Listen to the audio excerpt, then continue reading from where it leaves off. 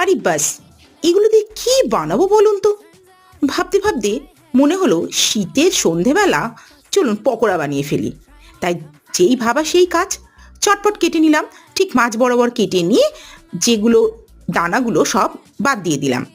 দিয়ে আমি একটা ব্যাটার বানালাম। শীতের দিনে এরকম লঙ্কার পকোড়া খেতে দারুণ লাগবে। তাই ব্যাটারটার মধ্যে দিলাম বেসন, চালের গুঁড়ো, একটুখানি কালো জিরে, জোয়ান, নুন আর চিনি। ভালো করে জল দিয়ে মোটামুটি একটা থিকনেস করে ভালো করে ব্যাটারটাকে একটু ফাটিয়ে নিলাম।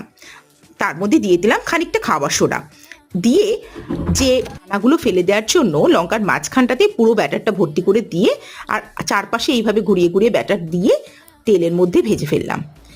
এত মুচমুচে খাস্তা হয়েছে, যাকে যাকে দিয়েছি সেই কিন্তু খুব মজা করে খেয়েছে। বাড়িতে সবাইকে একটু একটু করে টেস্ট করে নাম। দেখুন দেখুন সবার রিয়াকশনটা একবার আপনারা শুধু দেখুন। কে বলো কেমন হয়েছে? খাও,